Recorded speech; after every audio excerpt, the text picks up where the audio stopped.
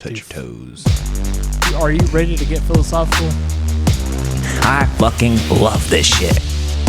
Beautiful listeners, you are worth all the stars in the sky. Hell yeah. And at least 2 perfectly cooked grilled cheeses. Hell yeah. Does a bear shit in the woods? Sometimes. He's been known to shit in a liquor tent. Yeah, pick up a book, losers. Pick up a book, losers.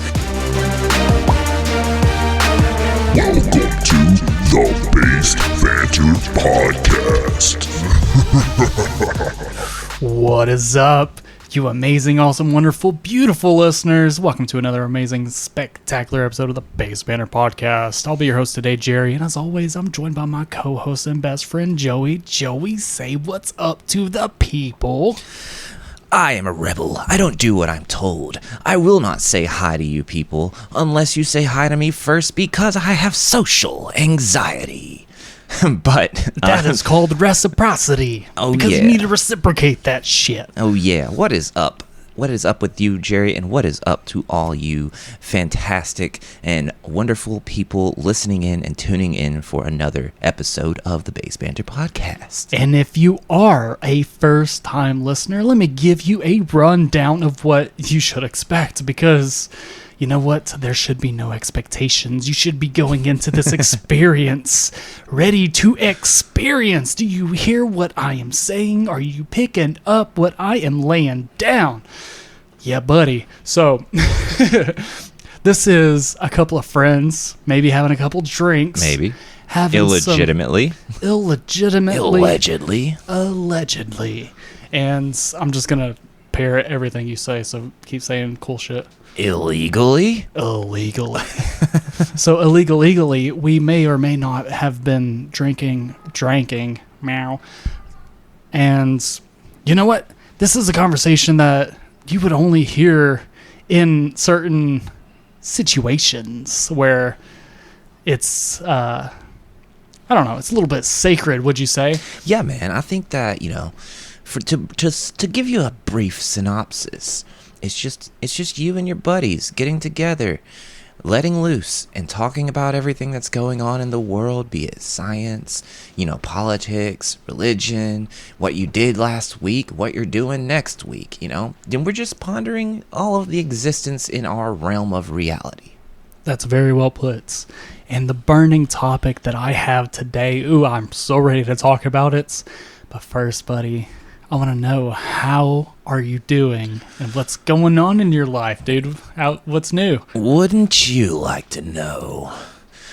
Dude, I've gone through a metamorphosis, man. He's metamorphosized. I'm like a ugly-ass caterpillar that went into the cocoon and came out an ugly-ass moth. He's like a slightly taller caterpillar now. Yeah, man.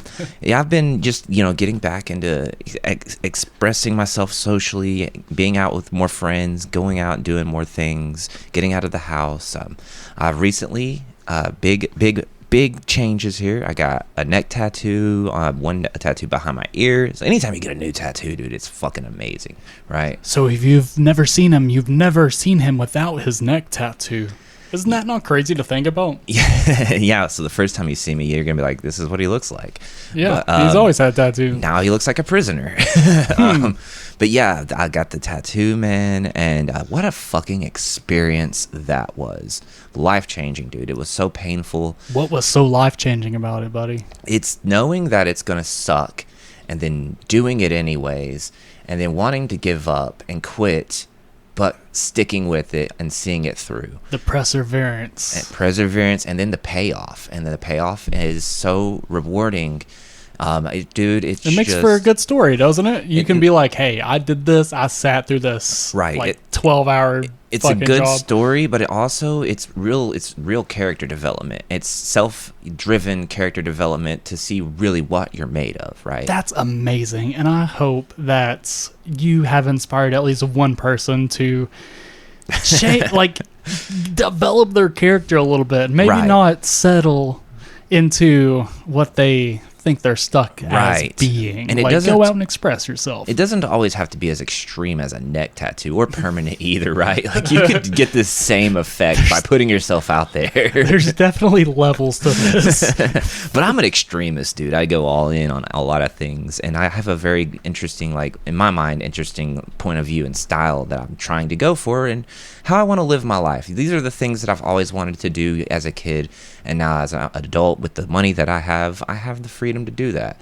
Like I saw a meme where it was this old woman and she was like, a lot of you viewers have been seeing my tattoos recently and you've been asking me what they mean. Well, I'll tell you what these tattoos mean.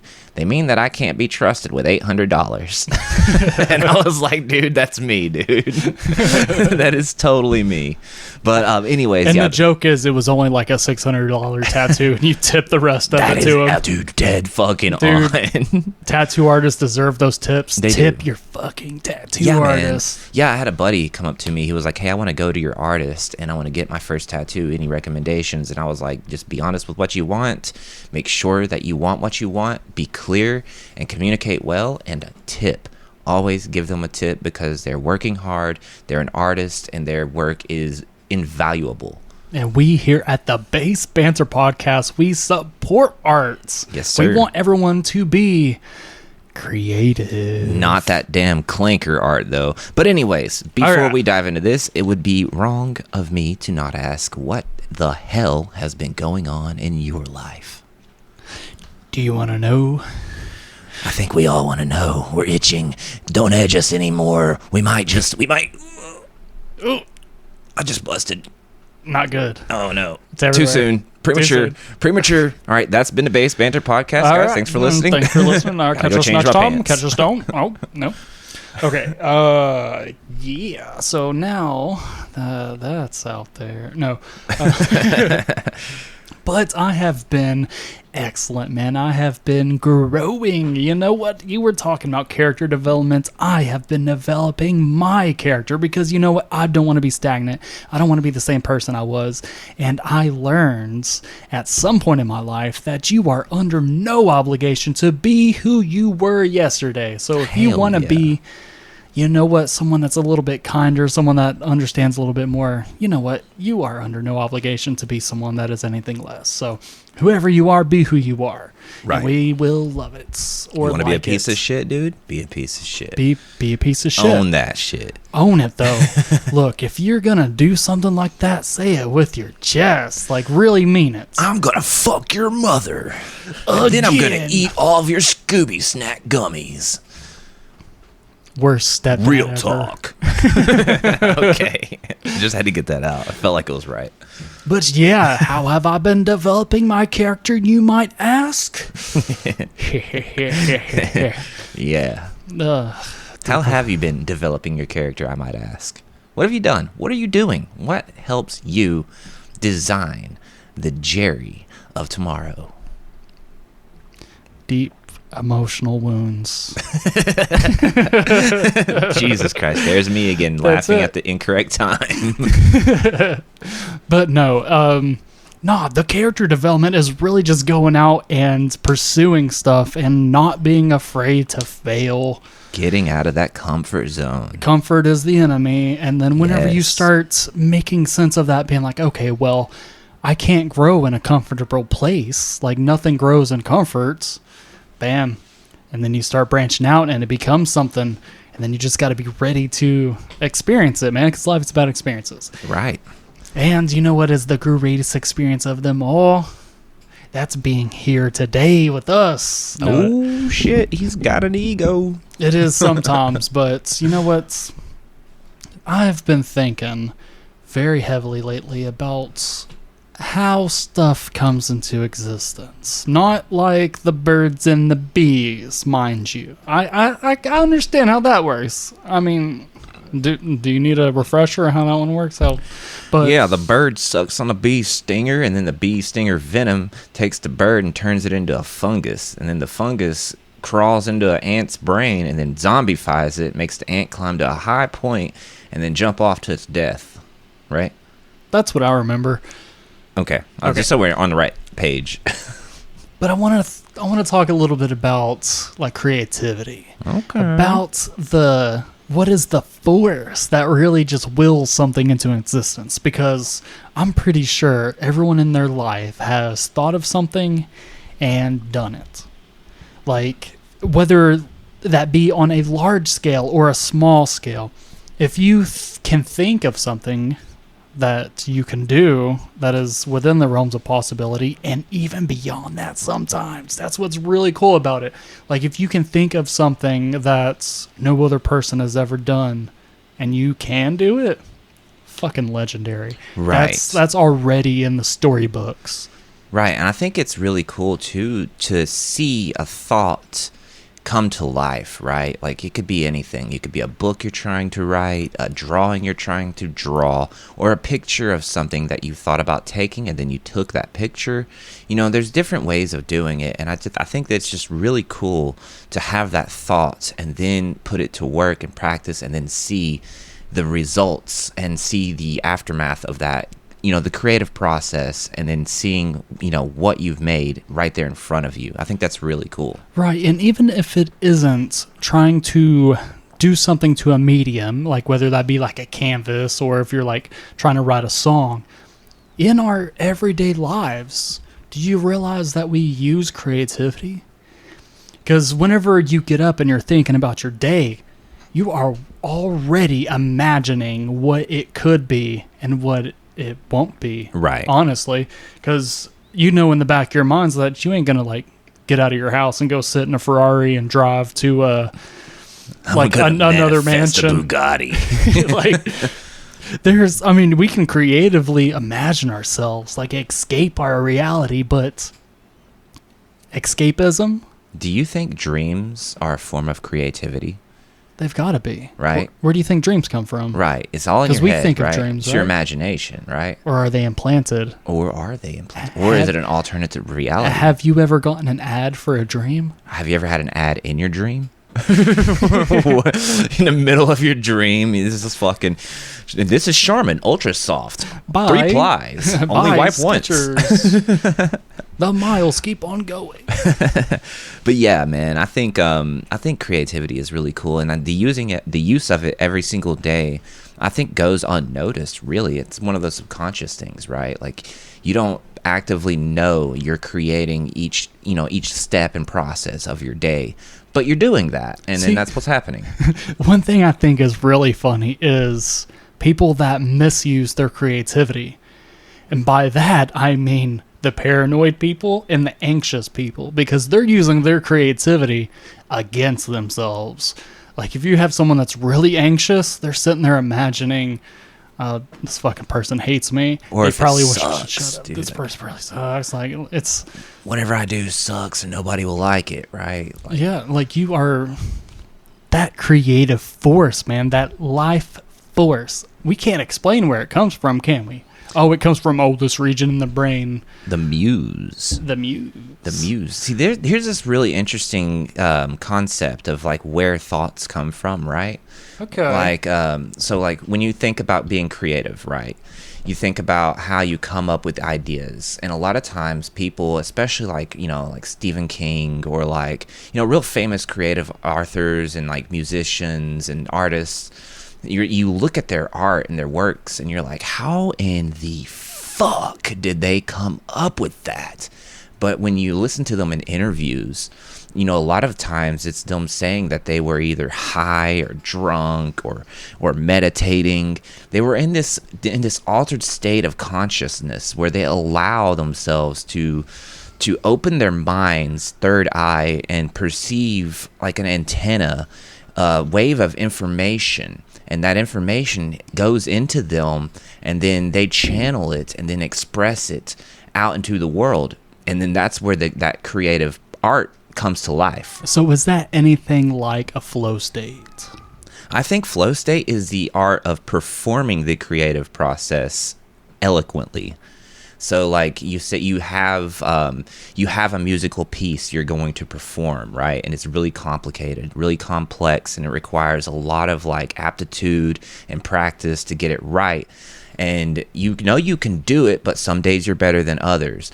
Then you hit that flow state where you're just not even thinking about it, right? It just naturally comes to you. Like for me, whenever I do a lot of art, I draw a lot.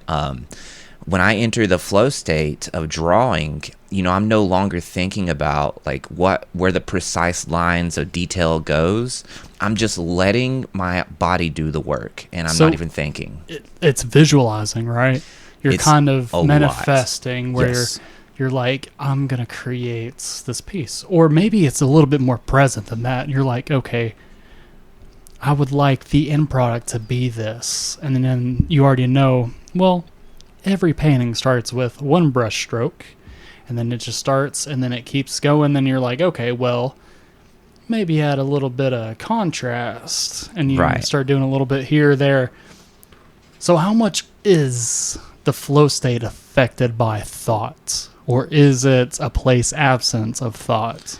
I think personally, so I'm not like, you know, educated and researched in what, you know, the flow state actually is. But for me, no, you're the fucking first and foremost expert. That's why you're on. So, first Yeah, and here we foremost, go. the flow state is a state of mind that eclipses all other thoughts. You are no longer able to think about bills.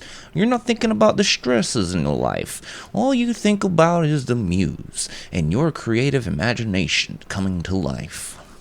Where do you think creativity comes from, buddy? I think it comes from the urge to express oneself. Ooh. And that is, it can be in anything, right? You could be dancing. And, you know, the art of dance is a fantastic, amazing interpretation of the way one feels and wants to express and convey a meaning and emotion through motion. And I think that if you're going to express yourself in a creative way, your first step is to figure out what medium that you find most entertaining and fun, and it just fits with what you want and what your goal is. Okay. See, that makes a lot of sense to me. See, the way I like to think about it is that everybody has willpower. That's like you got the force that determines like what the hell you're going to do. Now, whether or not we're talking about free will and determinism, that's a whole nother topic, but you do have some sort of energy in yourself that gets you up out of bed, that gets you doing the stuff you want to do.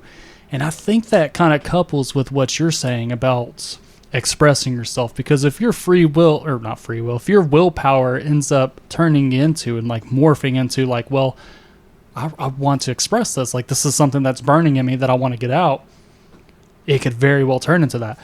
Whenever I am writing a song, it definitely comes from a place of expression most of the time. If I'm not trying to like tell a story, most of the time it comes from a place of expression of me saying the things that I would like to say and them to be received in the way that's most impactful and tells a story. So then whenever my creative process starts, it starts with, hey, I'm actually kind of in the fucking dumps and I don't know how to best say this to get this across in a way that connects me with other people. Is that relatable at all for visual mediums? Yeah, for sure, because like, you know, you have artists like Edgar Allan Poe, right? Where he would come up with like, I think Edgar Allan Poe made visual art, right? Or maybe he just did poems. I think he was the poet. He was the writer. So I can't think of the artist I'm thinking about, but I don't remember his name. His but name he was would Dolly. He would do art that was like objectively dark, right? All of his paintings and drawings and art that he made was like received with like a bit of like darkness to it, and it created this sense of emotion of like dread and anxiousness and anxiety, and like it put you in this altered state of mind where you literally would be like just consumed by the energy and emotion that he wanted you to feel, right?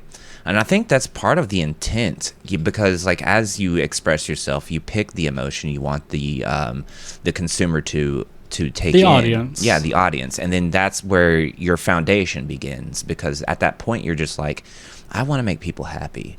I want to make people sad. I want people to resonate with how I feel and how I want to convey my expressions. And that's where that whole creative process starts to fold and manifest, and then it takes shape, and then life is formed. I have an interesting concept where I think that everything created is real, and it starts off in your mind as the imagination develops, and then eventually, when you put it out into the world in existence, it now is part of reality. Like, So what is it whenever it's still in your head, though? So it isn't real until it reaches that threshold to where... that's a good question, because we don't know how to measure thoughts, right? We don't know how to like prove the evidence and existence of a thought until the thought is it's put into the reality that we see in front of us. Because right now you might be thinking something in your head, but only you know that. But the second you speak that thought into existence, then it becomes a sound wave that travels through fucking our stratosphere. And then you put that thought onto paper. Now it's visually received. And then you share that thought with somebody else. Now they're thinking it, right? So there's different levels. There's levels to this shit. There's levels to this shit. And I think that I think when you break it down, you know, there's a lot of like different aspects to how we go about like the creative process of being creative, right? And in how each level is important, and in like the importance of viewing art too, right? Like, so the art has to have somebody to receive it, right? Or else it isn't art. Well, is that what you're saying? I mean, inherently, yeah, because even one observer is good, right? You can be the observer of your own art. And that counts. Nobody has to see it. It really does count. Nobody has to see it, and it's still art. I think a lot of people like to put themselves in a box by limiting their creative imagination by stating whether or not it is inherently good or not. But it's subjective, which is why I think awards for art is really bizarre. Art, dancing. I mean, dancing, I guess you could get into like a more mechanical right, there's standpoint. a technical side of it. And there's a technical side to all of this, really. But is that really the spirit of dancing? Right. And is it the spirit of creativity? Because I think, you know, to be truly and inherently creative, you take what you know and you've practiced and how you're good and how you articulate, but also it's just a matter of doing it and how you feel. Whether or not it's good or not, that's all subjective. I think creativity has to reach your proficiency at whatever it is that you do. So it starts off as this willpower, this creativity that just, like, whether it be inspired by a muse, if it's inspired by, you know, shortcomings or fucking strife, that's where it starts. And then it has to channel through your proficiency at the medium that you choose. So if you aren't a proficient painter, you aren't going to paint something as captivating or, you know, just like striking as what you are seeing in your brain. Right. And also if you're like paid to do something, right? Like you have a creative skill and you do like to express yourself creatively, and then you get really good at it, but now you're being paid to create art for other people. So then then that kind of removes the passion and the emotion involved in the creative process. Now you're doing it for money, so it's a little bit less authentic. It changes the motivation, because originally you were motivated to create art as an expression. Right. And then you became motivated as like, well, this is how I survive now. Dude, and if I'm not making art, if I'm not making a product that's good enough, then I will not have anything to eat. Dude, so I have like I have a pretty good experience with this, because I did a thing a while back where I was doing paintings, and I was doing the painting with the mindset of selling it, right? And this was around when Obama had just started his term in the administration. And I bought some canvases and I painted Barack Obama with the American flag behind him. And I was going through the process of doing it. And I was just like, dude, this fucking sucks. It was good. The art was good, but I hated doing it. It was a labor at that point. And I was just like, this isn't fun. It feels like work. I don't want to do this anymore. So I completely painted over everything. Changed the painting to a wolf with the northern lights in the sky, and I instantaneously enjoyed myself far more than what I was doing trying to do it for money. So then that brings up a really good point that you're kind of hinting at, is labor and creativity, because Yes. creativity kind of comes from a free flowing kind of place. Like whenever you are at your most creative, it's flowing. The visualization that I get is literally just stream, just like something flowing and unresisted. It's just going. Right. But then whenever you think of labor is something that you have to put force into to move. Like if you're moving a rock, you have to use your muscles to move the rock to the place where it needs to go. Like that's very crude, but the idea is still the same as that. Anything that is laborious requires like physical efforts, and anything creative requires a freedom. Right. A freedom of mind, a freedom of expression, because you can't be creative and scared at the same time. Right. Scared of like how this will be perceived if I say something or do something wrong. Right. And also the fear of it not being successful too. You know, I think when you look at like a lot of musicians, you know, I think whenever a musician goes to the creative process of making a song that they plan on being like a Billboard top 100, it often isn't the case, right? They end up actually just, that song is forgotten. And it's always the song that they didn't think would ever get received well, was just something they put their, you know, their heart and soul into just for fun. And, you know, it really makes me wonder what the mindset is of some of these artists who do make money being an artist. Because you have your commissions, right? Someone's paying you to do a mural. Someone's paying you to do a cameo. But then you have that time where you do just get to express yourself freely and do whatever you want. And I think that inherently, when you do have that freedom, you just go out there, man, and you're just making bangers. It's more likely going to be a bigger success than if you're forcing yourself to try to be successful through your creative output. Right. So if you are somebody that really thrives in the ambiguity of like your goal, like if someone comes to you and they're like, hey, I want you to produce me a song and I want it to feel kind of like trippy and kind of like your style, like how you do it. You're going to be like, all right, I got Right. you. But if it's someone that comes up to you and they're like, hey, I want you to do this song. I need it to be about 3 minutes, 20 something seconds or so. I really want it to be in the key of A major because that would sound really good with this other stuff. If you could talk about like fucking rhinoceroses and shit in there, that would be fucking sick.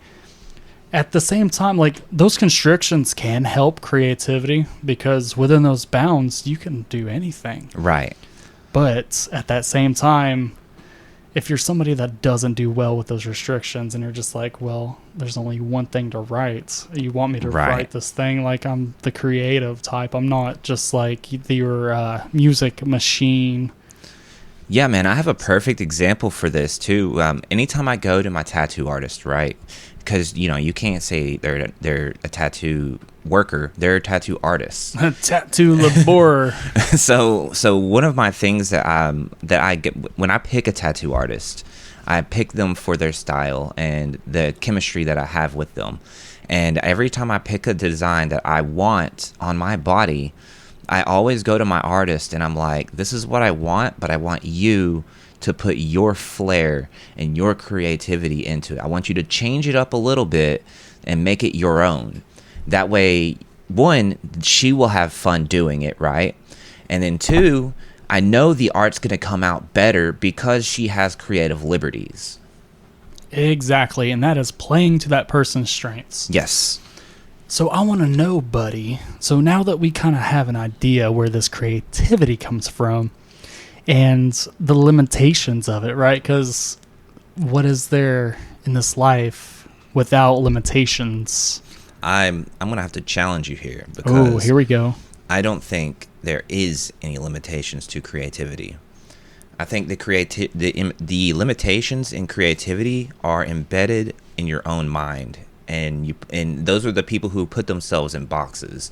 I think if you are inherently infinitely imaginative, then the creativity that you put out is infinite and limitless. You can come up with anything, dude.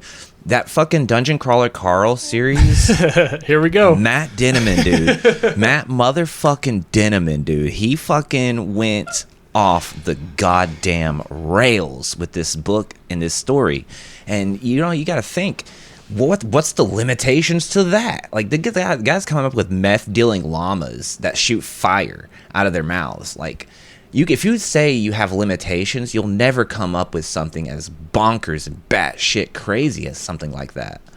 That wasn't what I was trying to say. Oh, you didn't mean like physical limitations. I was saying, I can't draw like, with 8 arms. I was saying as limited and how everything in life has limitations. Creativity is the only thing that has no bounds. My bad.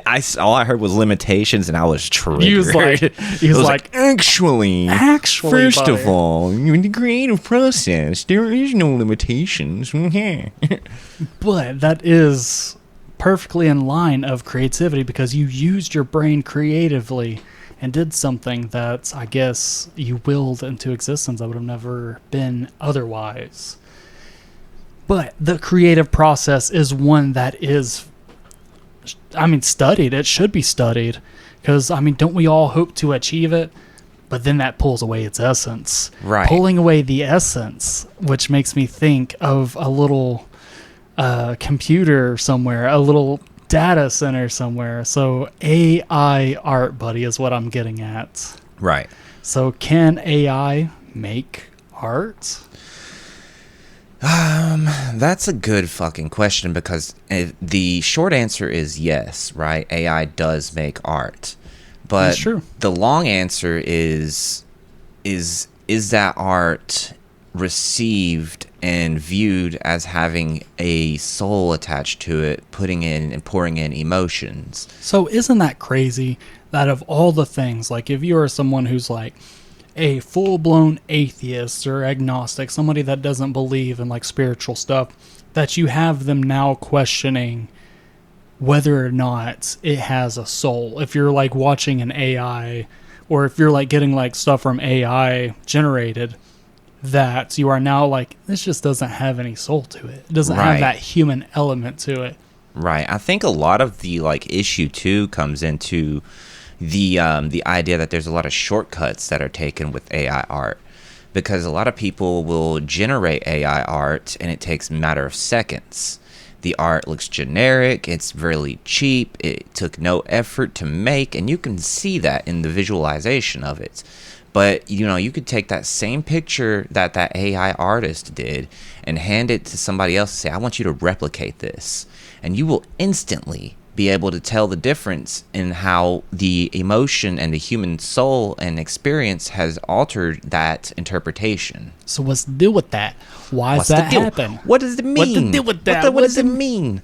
You know, it's interesting because, like, a lot of people like to think that humans are the only things that have souls, right?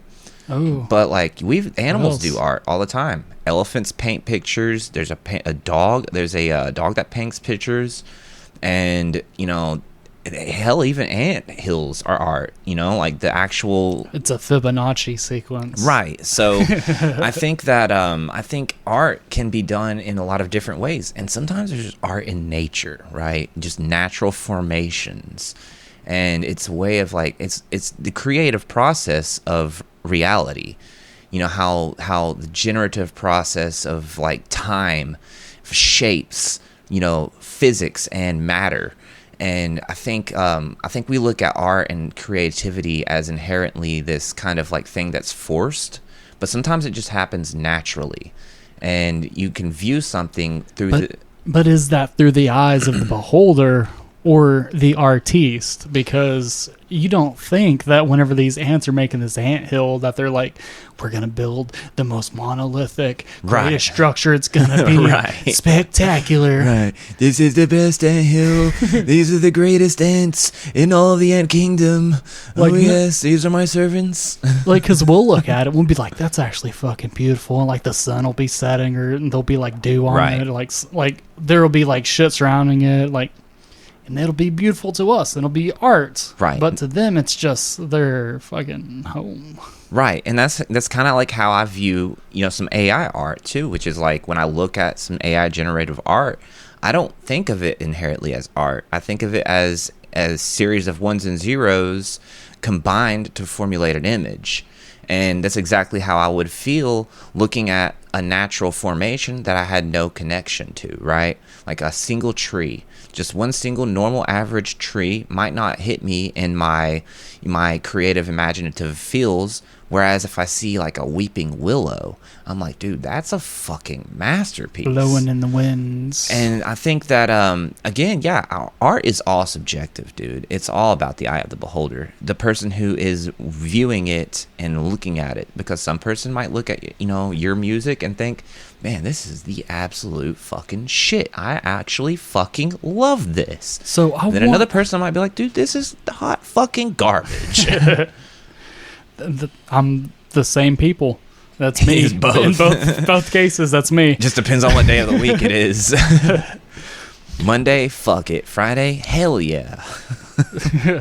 Well, usually it just depends on how far from when the song was written. Because usually closer to time, I'm like, yeah, this is really good. But if I look back on it, like, even a week, I'm like, yeah, what was I doing? Right.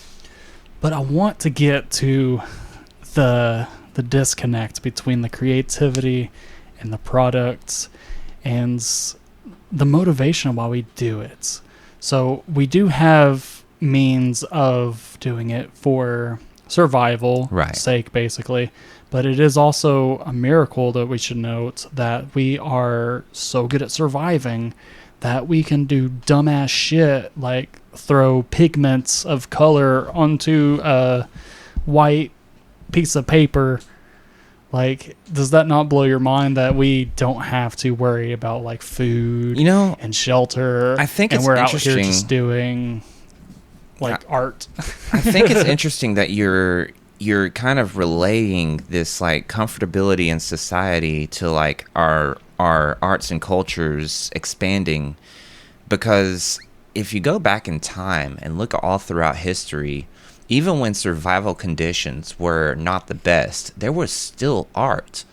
There were cave paintings. You mean thrival conditions? Thrival. There's cave paintings where people who were living in caves in the darkness, and they were just surviving. Every day they had to hunt and survive the elements, but they still found time to take the dyes from the nature and put it on the cave wall to express what they saw, what emotions they felt, the stories. If you go back and even look at the Dead Sea Scrolls, that's art itself too. You could then make the argument that at that point in survival, everyone played a hugely different role. Because if you were a kid in this role of survival, like adolescent, you didn't have a huge role in the hunting and the procurement of the food.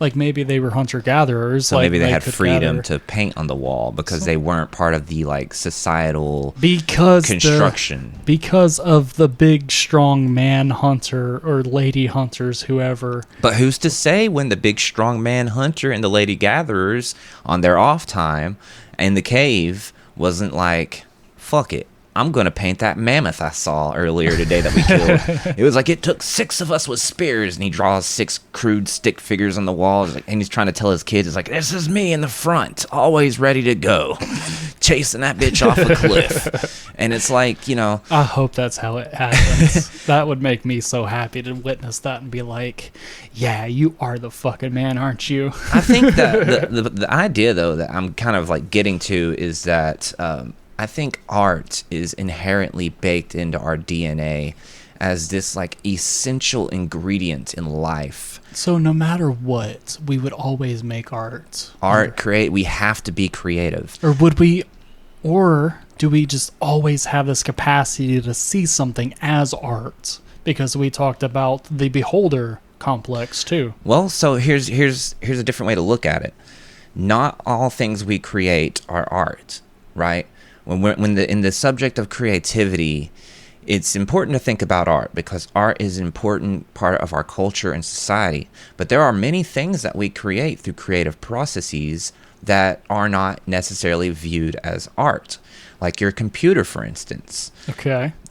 Somebody had to come up with the idea of all of the components and how they work in harmony to formulate the results of a computer.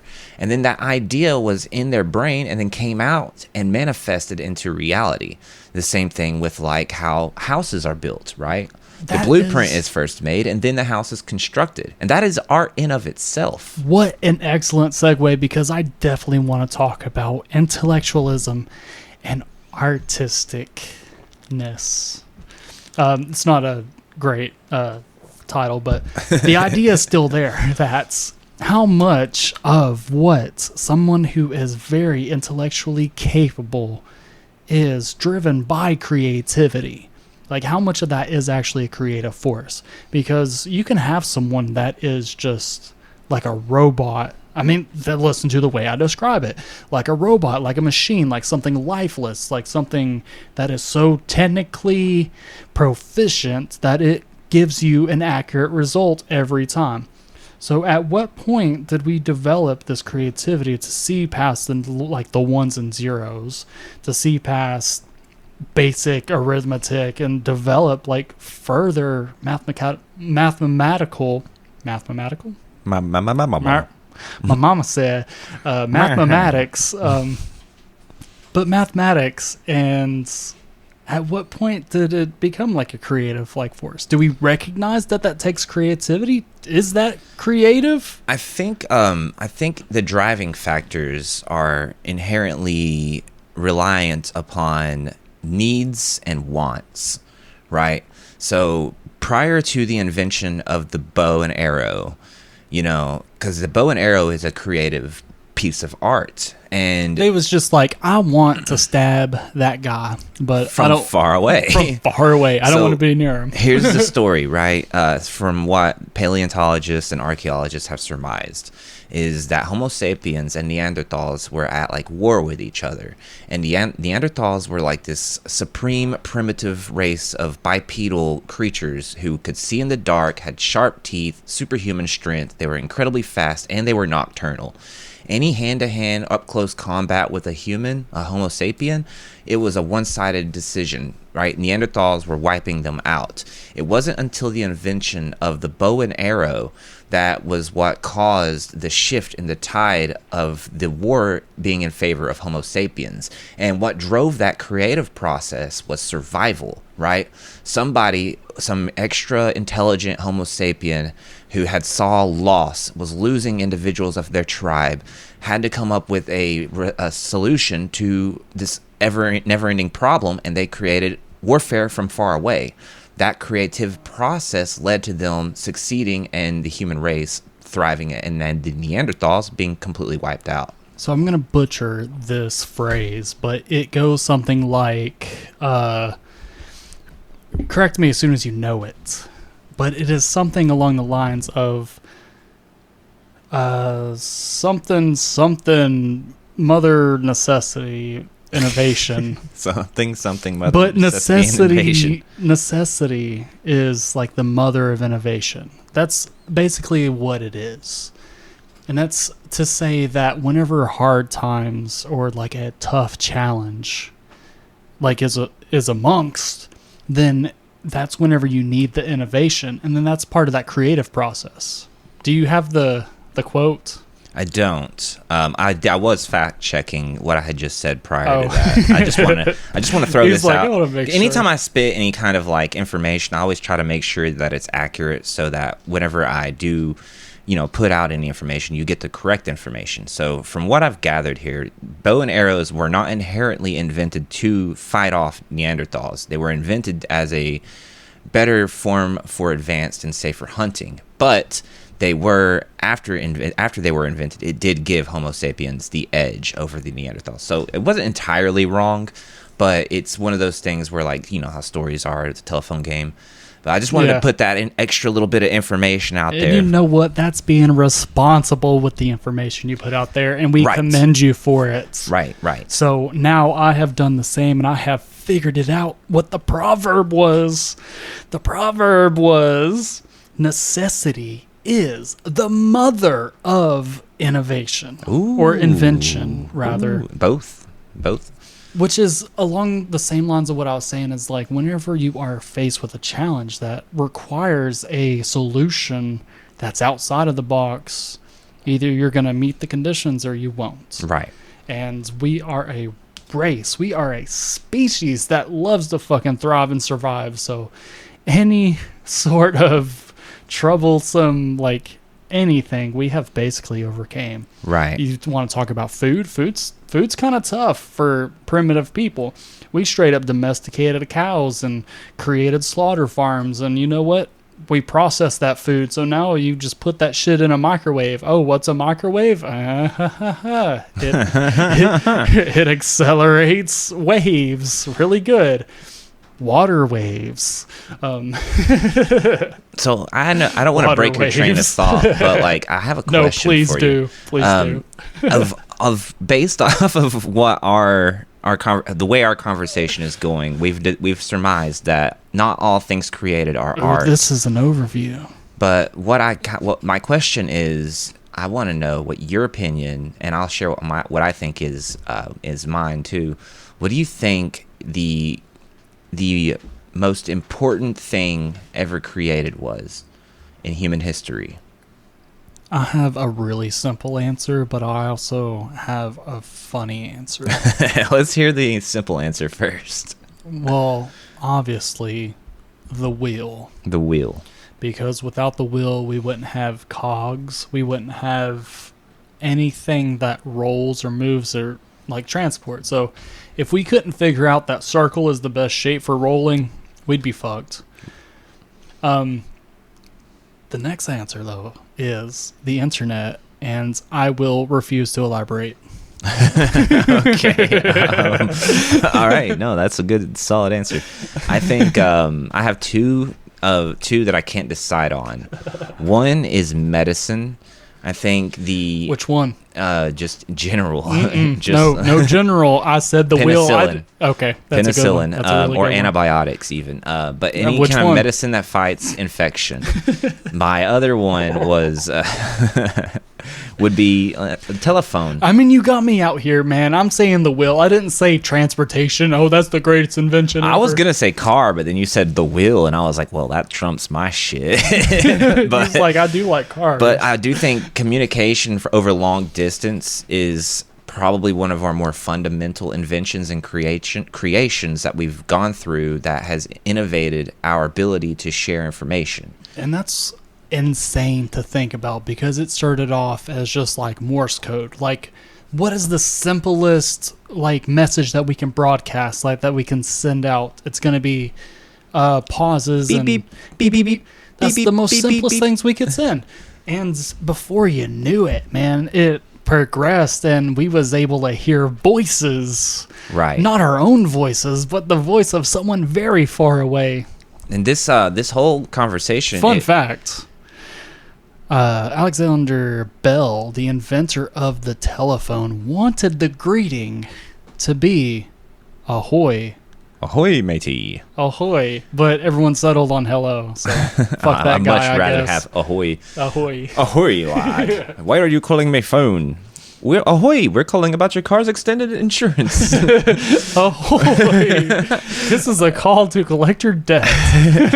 But no, this whole conversation reminded me of this anime that I'm watching. It's called Dr. Stone. And the premise of this anime is that all of our modern day human society is completely wiped out by a cataclysmic event that turns all living humans on Earth into stone.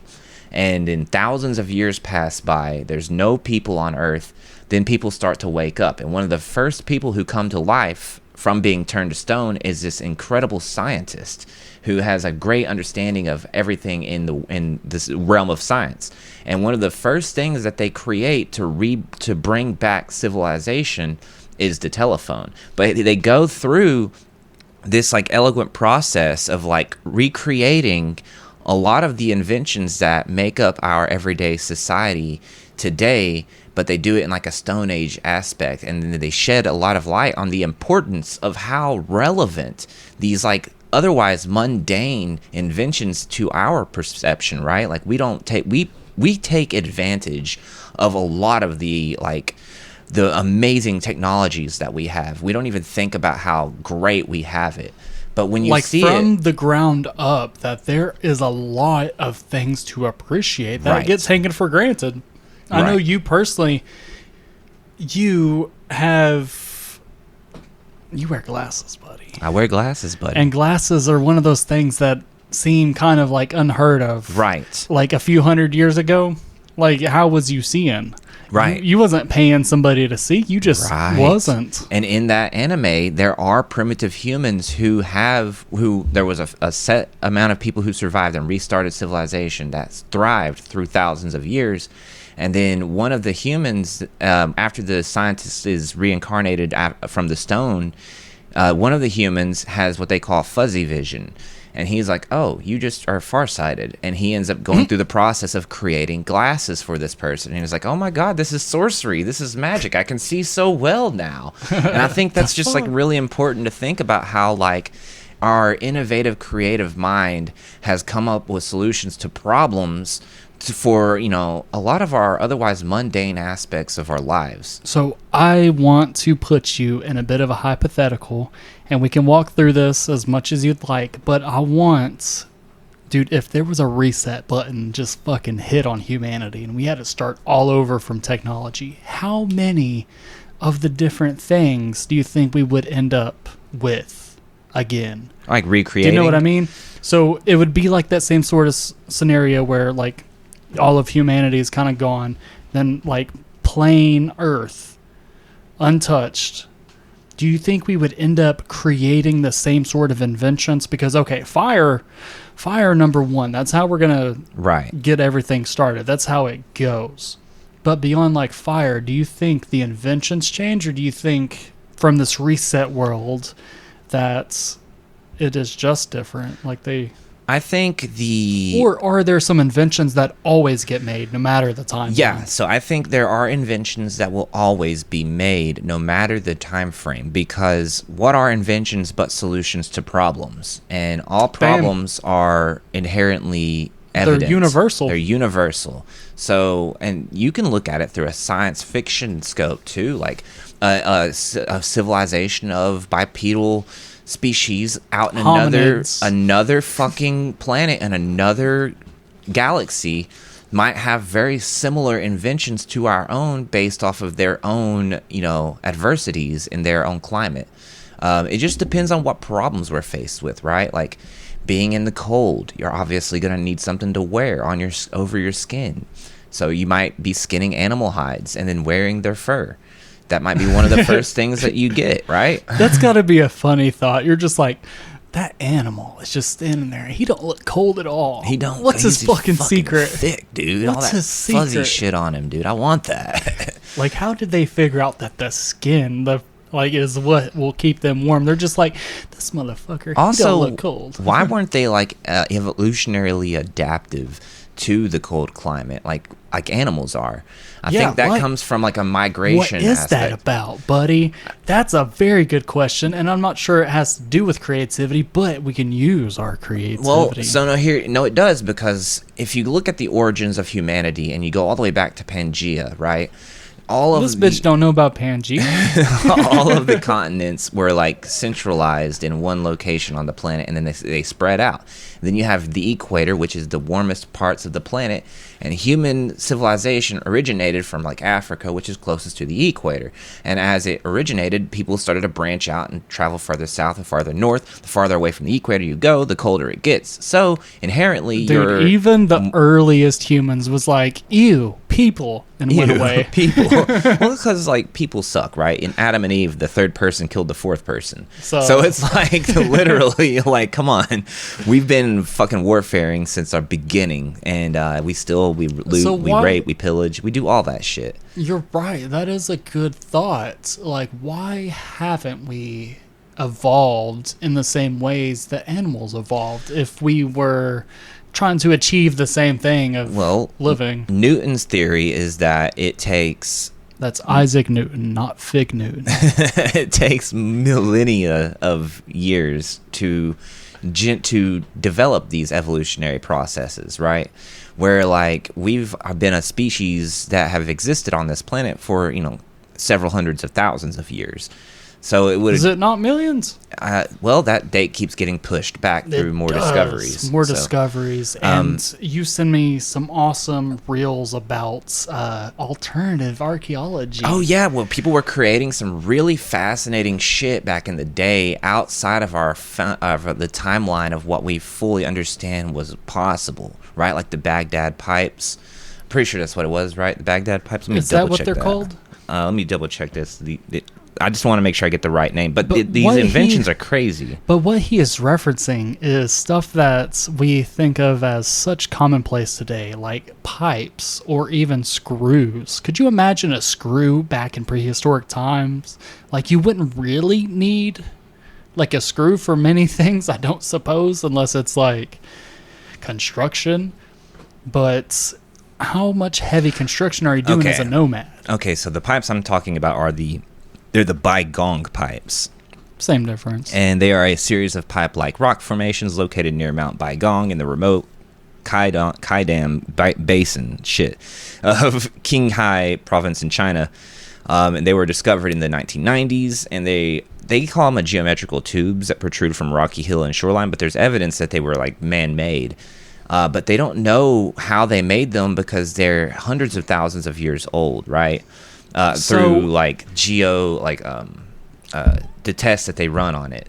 If they discover this in the 90s, why the fuck are we not like doing something about it? It seems like okay. So That's a complicated question, and I have a very simple answer for you. I wonder if the geopolitics in China are a little bit different for Bingo. the archaeology. That's exactly it. That's it. That's exactly it. And also there's resources that go into these kinds of things, and then there's also demand. If the demand for the knowledge isn't there, then the resources won't be there. Therefore, there's no Damn. funding, and therefore the information either is lost Damn. or just never even investigated. Damn. So our job as, podcasters and people who talk about things like this is to make an interest and create a demand for these kinds of concepts to be investigated so that they do get the resources. When we want to talk about the creative process in human history, we have to go back and look at our ancient civilizations, because we're talking about iPhones, computers, but in their times they were creating waterworks, waterways. They were creating habitats. Well, as far as we know, that's the only thing that survived. Right. That's the only thing that we know, is that those things survived. They were petrified, which is one of the longest forms of preservation. And then beyond that, we don't know if they wore clothes. We don't know if they had iPhones. We don't know nothing about the person. We don't have like remains. We don't know if they was 7 feet tall or little people. That's the thing, is whenever something like that gets petrified, we are only left with what? Went through the petrification. Right. So speaking on petrification, and, we're obviously on the topic of creativity, we create tools to help us with our creative processes, right? We think of an idea to create something, then we have to realize, oh, I can't create this without tools. One of the most interesting things that I have That's a good found, fucking point. one of the most interesting things that I have found, and I've been following this for so long, and it's just really, really fascinating. There's this hammer that was found in Texas, right? It's called the London hammer, or it's also called the Texas artifact. It's this 19th century Because iron hammer. they didn't want it to be called the London hammer, because damn it was found in America. It's damn Right. Texas hammer. Fuck you. But basically, if you go and you Google this thing, this is a crude, primitive hammer that has been petrified in limestone, and it was found in Texas, London, Texas, actually, just for your information. Oh, okay. And it was found in 1936, and it was carbon dated to be about 100 million years old, due to the petrification process. So, what use would a person have 100 million years ago for a hammer? Well, this is where We can't- it throws your conventional understanding of ancient human history all over the place, because when you look at the origins of humanity, we were first hunter-gatherers, we migrated, we followed herds, and we didn't really start developing structures and then settling until we were learning about agriculture and shit like that. And that happened over a course of several thousands of years. Our earliest humans go back, I think, like 600,000 years. So if you look at this evidence of 100 million year old tool that we have found petrified, that brings up the question of like how much of our human history, how much of the creativity of human ingenuity goes all the way back to a point where we can't even fathom how long we've been existing on this planet. There's a chance that we may have been this developed in a time before, but then like a solar flare or something knocked all the satellites out of the sky and we lost connection like to the internet, and it fucked up all of like the electromagnetic waves or something. Like there's a fat chance that something like that could have happened in the cycle to where it's like, okay, reset all this shit all over again. And So- that makes you wonder the technologies. Right. Tools are a huge technology and a huge advantage to Right. any sort of civilization, because you cannot build a village without constructive tools. Right. I mean, you can kind of like lump stuff together as civilizations have, but there's also, I don't know, there's levels to this shit, as you said. I think it's important to also point out that anytime we have like open speculation and debate about like, you know, ancient history or artifacts that are found, new data comes out that changes our understanding of like a misunderstood artifact. And from what I'm reading right here about that London hammer, there has been some evidence come out recently that kind of explains a little bit about why. Because if you look at the hammer itself, it is petrified in stone. And through our carbon dating, we believe the petrification process takes millions of years. However, the scientific reality is that geologists and archaeologists have debunked these claims. The hammer style matches that of the late 1800s American tools, and it was likely dropped or lost by a miner or a local settler. The encasing limestone is not a 100 million year old undisturbed bed, but rather a modern mineral concentration. Calcium-rich water can build up around dropped metal tools and harden rapidly. So I think a lot of that also comes from our lack of education and understanding of the processes of how a lot of the world works. Okay, so creativity. And you know what? Creativity is where we are filling in the gaps, because there is a huge fucking gap between where everything started and where we are now. We can't exactly pinpoint when it started, but we have certain reference points of where we know something happens.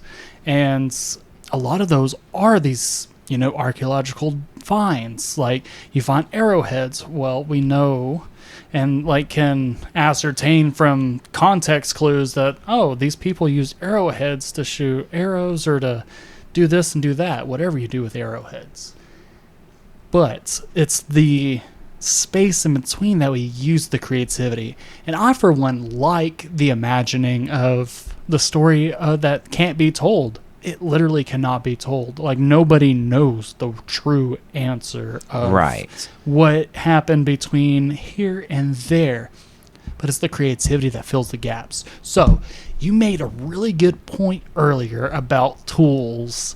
Ooh, and I really liked it because, you know what? If you have all the creativity in the world and you can fathom worlds beyond, like, what you are existing in, what are you without the means, without the tools to take the creativity from the, how you say, just like the mental into the physical? Right. You know what I mean? What do you think is one of the most important tools ever created? Important tools for creativity? Well, or in the scope of creativity, all aspects of our life is built around creativity. So it could be any tool.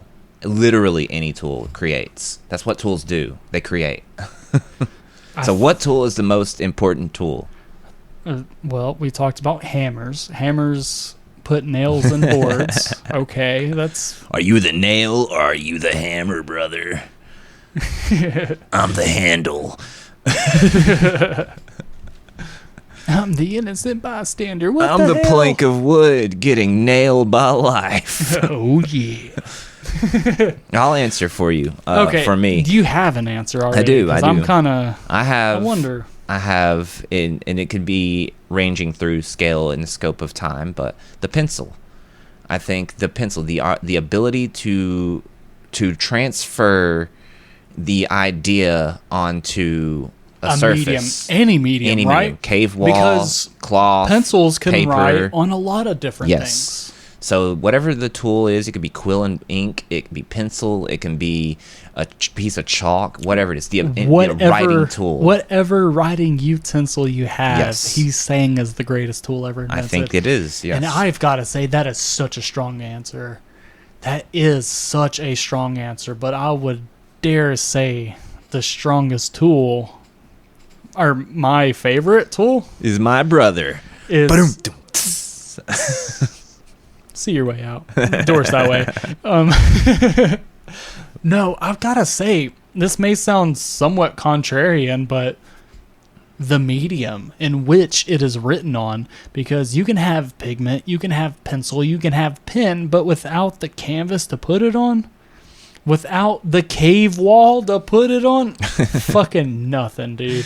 This is true. It's You true. can't have one without the other, right? And The salt and the pepper. I think that's where the balance and harmony of all creativity comes together. You can't make art without an observer, and you can't make art without an idea. Ooh, that's an excellent point. And I wonder, man, what would be the opposite of creativity? Destruction. Ooh, yeah, because it's no more. Or the opposite of creativity is structure, or maybe something Wait, what? predetermined. You know what I'm getting at here? Well, because even making something that is like fundamentally perfect, right? Through like machine processing, it's still creating. It's just not the same. But is it the best tool? Best Or is subjective. Best subjective. Okay. I don't mean to like completely throw that whole point out. I mean, but like, look, you had a pen, you had a needle, and you just poked it right into my balloon. You know he's what? like, I got this really cool point I'm gonna make here, and we're gonna drive this one home. Oh well, he just shit all over that one. But that's great though, That's because the the- opposites of like ideas will conflict, and then it's important to have Okay. that kind of diversity. You got to think of like brainstorming or think tanks, Right. right? Because if you are trying to do what hasn't been done and you are collaborating, there is no wrong or bad idea. Because whenever you get into that train of thought thinking, oh, I could have the wrong idea, or I could have a bad idea that's received poorly, then it puts those restrictions on your creativity. You aren't able to feel as freely as one would need to be creative, to do all the like unfathomable thinking. Right. You need you the see what I'm freedom. getting at? You need the freedom of not So- putting yourself in a box. So I find it really interesting that creativity is one of these things that is kind of sensitive. It's a little sensitive. One of my favorite cartoonists, anime artists, I call them a cartoonist. Everyone's gonna fucking hate me now. I better not I say did. Hayao Miyazaki. Not that guy, but Akira Toriyama. Akira Toriyama. I'm also going to punch you in the face if this recording goes off. But favorite cartoonist? No. The joke was not as funny the second time. Now you're just shitting on all of our fucking favorite arts and But- mediums. But one of the ways that he kept in his creative energy was he used the same pen, the same writing utensil. So there already you have this familiarity of what you're doing, and he was able to transfer his creativity to a medium like paper or a canvas without as much resistance. So my question for that, do you think that inherently made him a better artist, or do you think that was all psychological? Because in reality, he could have probably picked up a totally Okay, different name a pen better artist. than Akira Toriyama? Hayao Miyazaki. Name a better artist. Hayao Miyazaki. Another one. The Who's the best artist? And best it's Prince. artist? It's fucking Prince. The best artist. On what metric? Right. How do you I know. even? My brain started going through like music, fucking like drawing, painting, fucking poems, books. Like, dude, you can't pick. You cannot pick because what's best to me might not be what's best to you. But everyone might have an idea of what is, though. Let's see what Google thinks. What does Google, the lifeless AI machine that is dominating and shitting on all of our lives, think about who is the best artist? Who's paying them the most right now? The best artist of all time. And if it says Taylor Swift, I'm shitting on my table right fucking now well, because I you're gonna protest like this. shit. Okay. You're gonna like this answer because it says art is subjective. There is no single best artist of all time. But we have in music the Beatles and Michael Jackson Boo. and Aretha Franklin. Boo. And then in visual arts, we have Leonardo da Vinci, Michelangelo, and Pablo Picasso. And then in contemporary art, Andy Warhol. So these are all very valid political or public figures that were renowned for their technique and skill. And it has become such a mainstay in culture that we're like, yeah, the Beatles did this really well Right. because they wrote a really good song. They used this formula. Their Like, cultural influence was profound. No one's ever done this shit before. So, I mean, with what they did, they are a mainstay in culture until, like, who even knows whenever we will forget about them. Right. We never will. There'll be a thing that people mention for decades, hundreds of years even. But whenever music just becomes like nothing. But I we just still think imagine- about Mozart, right? Like Mozart was what, the 1700s, 1600s? Like when the fuck was Mozart? Mozart was the 1700s, and it's, yeah, we still think about Mozart. 1756. Your boy was right. Yes, sir. I know my classical composers. Do you want to talk about Beethoven? I want to talk about Beethoven. I really don't. I want to talk about creativity. What is your favorite foreign piece? Mine's Voila. Here, I'm going to sing it for you, and you guess which one it is. The morning song.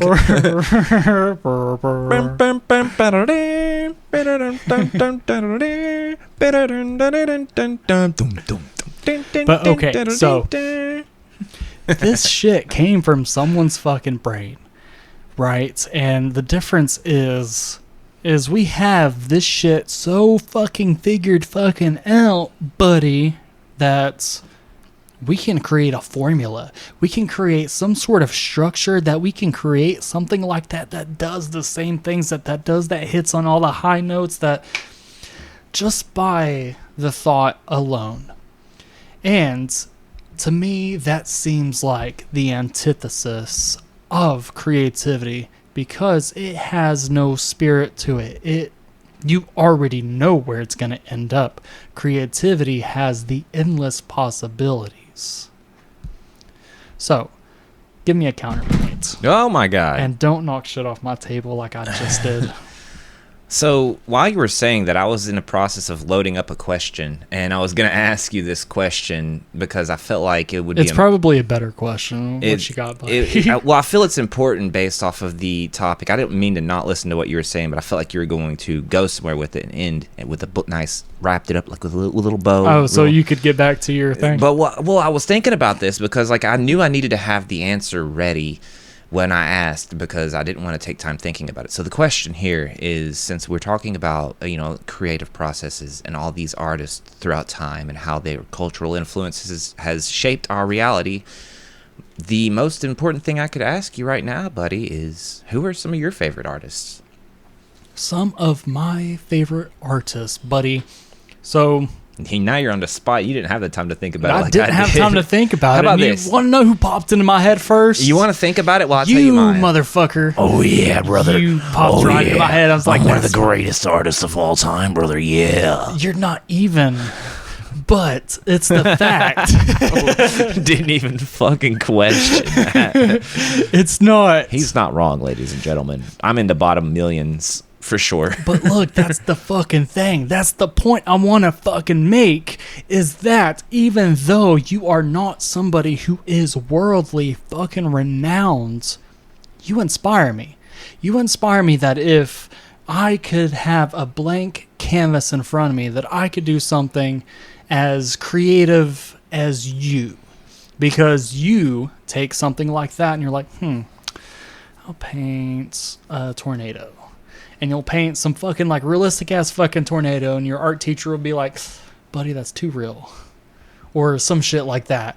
And it's just the accessibility, like how much access I have seeing somebody that can create something from seemingly nothing. If I had to piggyback off that, the one strength that I think that I do have when it comes to being an artist and creating anything that I've ever done and in anything that I've ever created ever, it's that I'm unapologetically creating shit that I want to create. And if I didn't mean to laugh at that, but that was such a grandiose fucking statement. You're like, ever. Because a lot of people create things with the idea of wanting to be successful or wanting it to be good or wanting people to like it. But the realness of art and creativity is to just do it for the fun of doing it and to just openly express yourself. And, I agree, man. I agree, how, with you wanting to say I'm one of the best artists of all time. I agree with that. Was that the question? That's not the question. You asked who my favorite was, motherfucker. All right, well... favorite's different than best. I appreciate that. I don't agree that I'm an artist. I don't even agree that I'm a creator. I'm somebody who likes to just do things and fill the void of life and put things out into the world and have it be there to resonate with people. Who's your favorite artist outside of your scope of people you know? It could be a musician. It could be, Flea. See, it could I'm be fucking jaded, Holmes, because I think totally that okay. You could say you yourself is your favorite all artist. those people are my peer. That's fine. You can be a peer and still appreciate someone's work. That's okay. No, apparently fucking not. I said you, motherfucker, and that was a great objection. So I can be one. What's another one? John Cena. John Cena is a fucking amazing John artist. Cena is a great... He is a great artist on the canvas of wrestling. Yes, that is one thing that he does. He can tell a great story through the medium of a fucking wrestling match. John Cena, okay. I mean, that started off as Give a bit us of a a musician. Give us a a musician. One musician that I absolutely look up to is Dallas Green. Dallas Green. He's no idea who that is. I expected that. I'm cool. Let's educate us. So he played in a band, Alex is on Fire or Alexis on Fire, whatever the fuck it is. I don't know which one is correct, but it's one word. And then he went off to do a solo acoustic thing. Okay. And because his name is Dallas Green, he decided to go with City and Color as his band name. Okay. And that band, City and Color, is so good, and I love what he does. And he just seems to write songs that are true to him. And he's like, one time I was on vacation and I started writing this song about missing someone, and my wife absolutely fucking hated that I wasn't spending vacation with her. Or some shit like that. That sounds fucking god-awful as I'm saying it. But the point is that he'll write songs that are an expression of his world. Right. Or a reflection. And I think that's really cool to do. And that's something that I aspire to do. So if I ever can get any of my songs out, because it's a struggle. It is. Your boy has demons that he's fighting, and these demons know how to fight. As they all do. As they all do. They came prepared. I am not. But the music that I write is very closely reflects my perception of my life, and very dramatized. It is entirely so fucking dramatic, which goes beyond that scope of reality, but the flair for the dramatic, that dramaticism is the it's the hook. Okay. Yeah. All right. I like it, man. So I don't know if I said yeah. We got two of some of the favorite artists that people that you just enjoy indulging in whatever they create. So one of my favorite artists Yes, you is sir. Eric Clapton. The way that he Guitarist. plays guitar Singer. is just fucking, it really is just different from everybody else, right? He's just out there fucking like having fun. It feels like you just watch this guy do it and it's just like, holy shit. Have you ever heard the story of Jimi Hendrix playing for Eric Clapton? Who? No. So, buddy, apparently, right? This is like a story told from like to a story, like to the story. Like this is passed down. And apparently, Jimi Hendrix was... So, Eric Clapton didn't have like a guitarist for their band. They needed like a second guitarist. And they was like really bad. And they was like, okay, well, we'll take almost anybody. And then they found Jimmy. And they was like, okay, well, you play really good. Come on stage. And it was like a really quick, kind of abrupt thing, like where they didn't have like a lot of practice, didn't get really acclimated with everybody. And like the fucking legend he is, Jimi fucking Hendrix goes on stage and up fucking stages Eric Clapton on his own fucking stage, which you gotta admit is kind of a dick move. Hey, Right? if you're talented, you're talented. If you're talented, I mean, if you got it, you fucking got it. Got it. And yeah, that's what happened. That's in the annals of history now. Cool story, bro. Fucking actually was a cool story. I don't know if it actually happened, but Right, one of those, he says, she says. So my other one is probably Matt Dinniman as an author. Ooh. Matt Dinniman's art, or as the a way that he voice acting, yeah. No, Matt Dinniman does Dungeon Crawler He Carl. does the writing. does the writing. Okay, shout out to the voice actor that does the audiobooks. Jeff Hayes is Jeff the Hayes. guy who does Look. the Audible. Look, I want to give that guy some fucking credit. He does Yeah, dude. fucking great work. Dude. Coming up with all those voices. Oh And, my god. like, let's fucking hear But it. I've indulged round of applause for Jeff Round of Hayes applause for for Jeff existing. But Matt Dinniman's other book, Operation Bounce House, is also really fucking good. And the next books that he puts out, I'm going to check them out because I follow this guy to a point where like his the way he creates and the messages that he sends really speak to me. As cringy as that it sounds, it just like No, this is a cringe-free zone, brother. We done talked about we all kinds of listen shit. and we don't judge. But it feels good. It It's just humorous. really resonates. It's seriously not serious, and it's just so That seems right familiar. up my fucking alley. So, buddy, No, wait, hold on. Before I wrap this up, let me give you a chance. Before you wrap this up. Yeah, right. wrap it, tap it, strap it. Before, I want to know, buddy, do you have anything else you'd like to add to this? Any? I do. I do. I do have something. I could sense it. I mean, do. it was a bit of a feeling there. I do, and I have a request for you, because what would be a episode on creativity without a little bit of creativity? So, with that being said, buddy, Hand me my goddamn guitar. Now, mind you all couldn't see, but visually, I was protesting. he was running out the door, and I pulled on the leash, locked it up real tight. He's trapped down here in the basement. We don't let him leave. We only let him do podcasts. And Occasionally. and we feed him dry rice and oatmeal. That's not even cooked. It's just dry oatmeal too. Which I hope you will cook some fucking day. So So, with that being said, tell me a story. this is not just a story. This is a message. This is a message for everyone out there who has the urge to be creative, that wants to create something, that has never created anything ever. What I want you to do is to forget about how you're going to be judged, how you're going to be perceived. Forget about what the goal is that you want from what you're creating.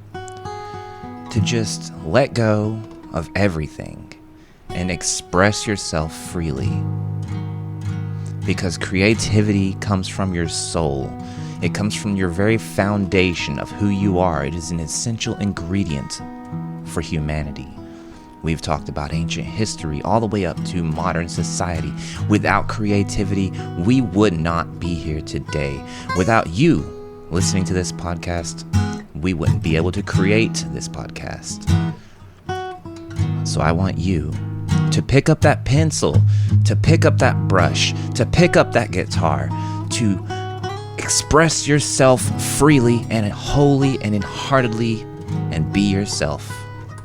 Be creative and indulge in the fun of creativity.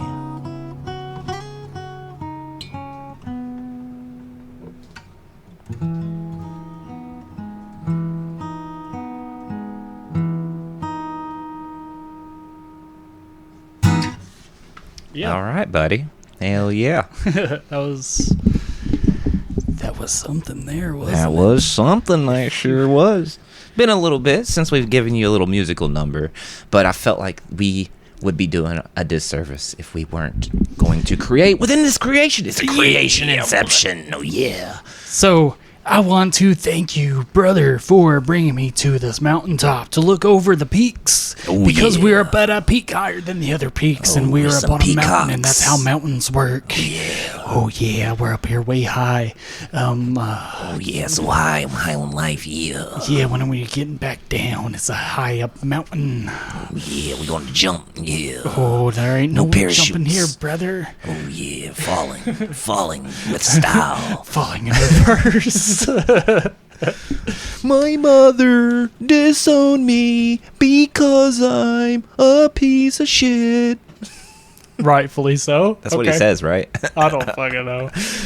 Anyways, dude, Yeah, dude. hell yeah. So that is a great takeaway? Question mark.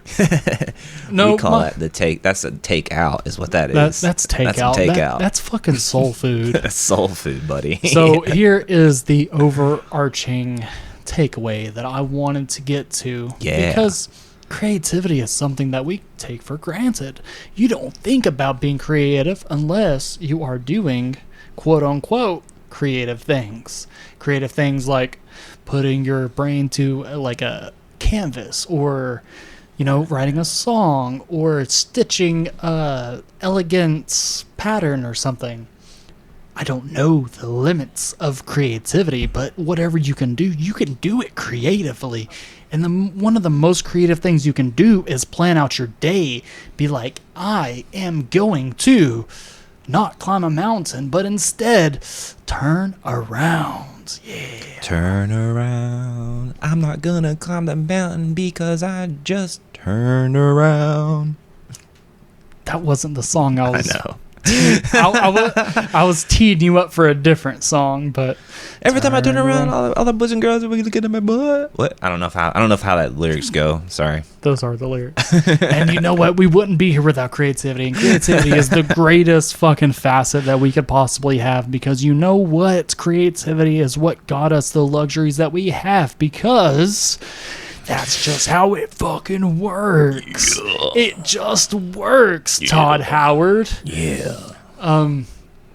But Shots fired. fired? I think. But yes, creativity is one of those forces that I wish you would. You listener. I you wish you beautiful would. fucking listener. I wish you fucking would. Fucking would. Oh Just my go God, out I wish and you would. fucking create Just something. fucking do it. Just do it. Do it. Just do it. So, now that we have everything spilled from the table onto the floor, I want you to think very patiently and just solidarily, right? Because we're with you. Think about your life. We're thinking about your life with you. And you know what? We've been there every step of the way, and we will not forget any mistake that you have made, because you know what? You have made progress, and each one of those mistakes taught you something, and you learned. You learned, and we're so proud of you. You have done such an amazing job, brother. I don't know why I keep going to Macho Man. Macho Man, get out of here. His spirit lives on. Spirit lives on. We love you. But sometimes it's okay for a man to cry. Yeah. Yeah. Crying is the strongest thing a man can do. Yeah. But you've got to think, right? let's put this in perspective. This is the big overarching takeaway is that It is, ladies and gentlemen. here it is. Creativity is fragile. It is a sensitive thing. Sensitive. But without the fragility and the sensitivity of it, if we would have never gotten past those points, we wouldn't have any of the cool shit that we have today. Hell yeah. You know what I'm saying? So if we weren't able to, if we didn't have the people to thank for creating a safe environment for the creators, we would not have half the awesome shit that we'd have. So Hell yeah. thank you for the people that do what you do, do what I just said that you do. Yeah, man. Thank you for all the creators out there creating, and thank you for all the consumers out there consuming the created creativity. And thank you for all the listeners listening to our creativity. Yes, sir. And if you want to see a little bit more of the creativity, you can follow us on Instagram or Facebook at Base Banter Podcast. That's one word. Or Base Banter Pod on X or Twitter, whatever you want to call it, you dirty degenerates. And you know what? We're all degenerates.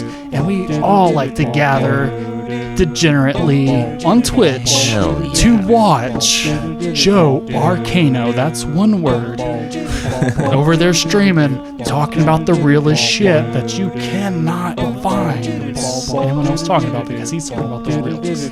If I'm talking at all. If he's talking or not comatose. Yes, and as always, if you want to follow and see our newest episodes, go to Spotify and YouTube, hit that like and subscribe, and follow us for more content in the future. And go into that comment section and leave what creativity you've been up to.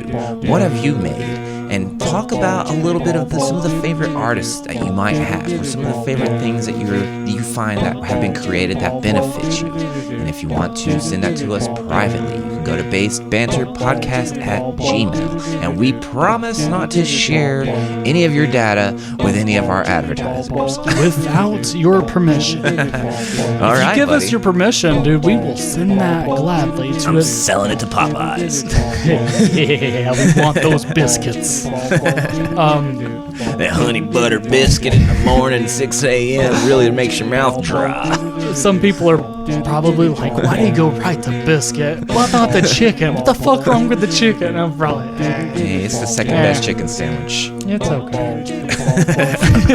Hey, you could write about us or write about that to Okay. us. And what's the best chicken sandwich? And with that being said, peace.